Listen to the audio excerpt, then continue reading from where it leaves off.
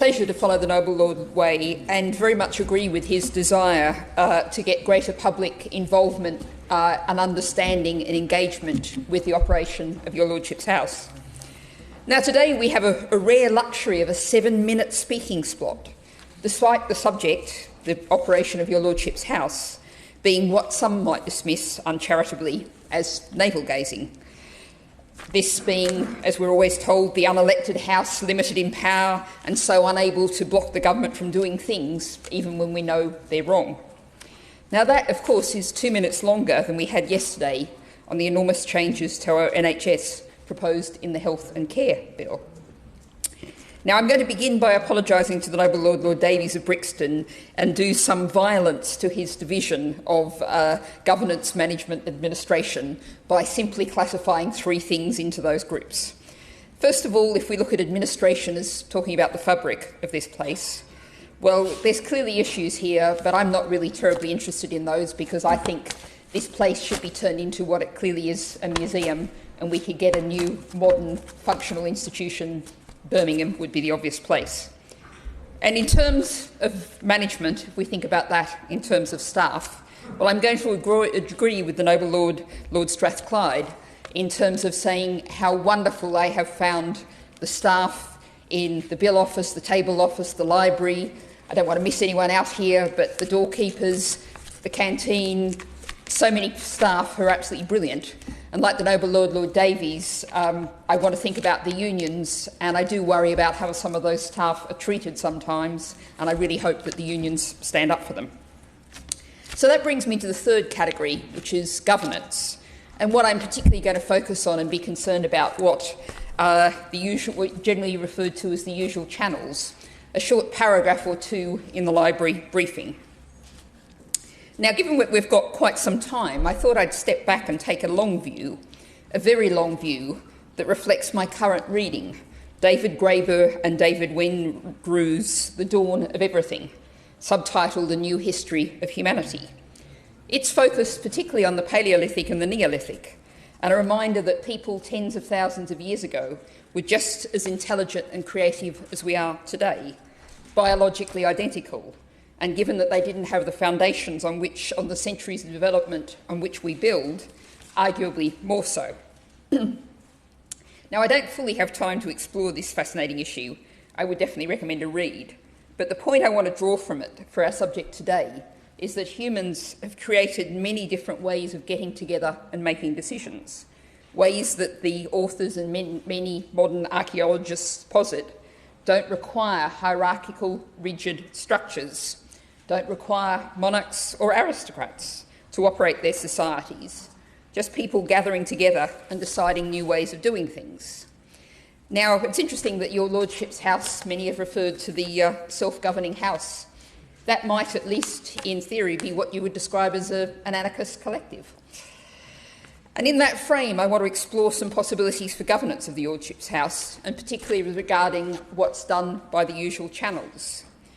Because it struck me that we have structures, we could have structures, we do have structures, very like those with which many nations and groups are now successfully experimenting.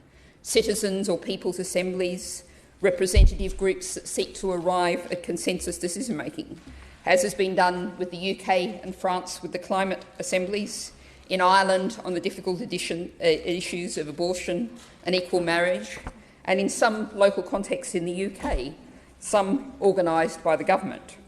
These are forms of deliberative democracy.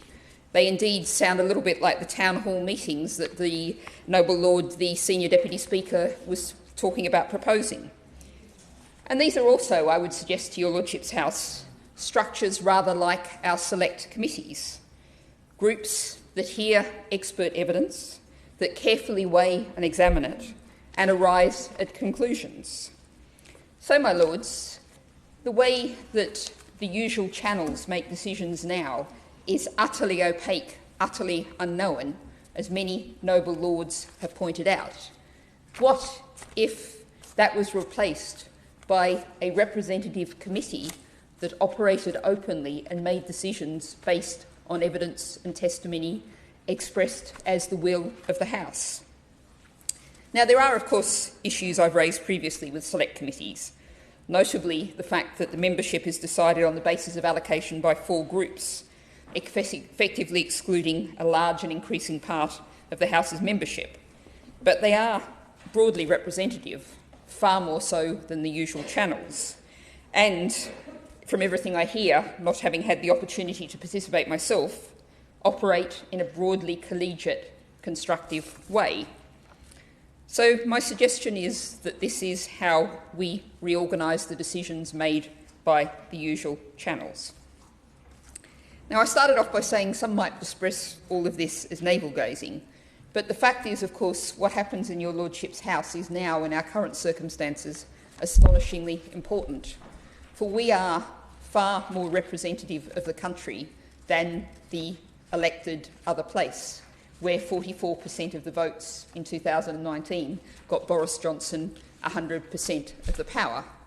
And if we look at the fact that our crossbenchers have the balance of power in your Lordship's House, they are indeed quite a representative group, a little bit like a citizens' assembly, or perhaps like the kind of structures that the noble Lord Way was suggesting. So I've now looked at the big scale. I do want to pick up on a couple of small and immediate points.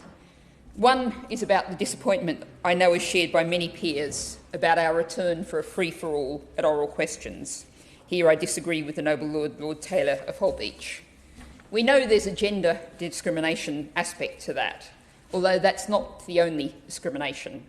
It benefits the loud, the pushy, the experienced. And yes, I do know which categories of those I may belong in. The second point I wish to raise specifically is about the current, deeply uncertain, and I indeed believe announcements are being made as I speak, situation concerning COVID-19. Media reports suggest that the government's about to announce a work-from-home directive. Now, I don't expect the noble Lord, the Senior Deputy Speaker, to comment on that, and I don't indeed expect him to comment on the procedures of the House right at this moment, but I would very strongly propose that we should be hearing tomorrow about what's happening in your Lordship's House in light of the COVID situation, and I would expect that we will be seeing significant changes, at which point I'll finish by reflecting, my noble Lords, on, I come back to the unsuitability of the fabric of this place.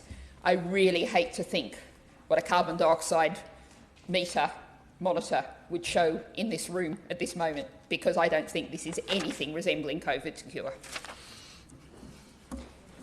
I'd just like to talk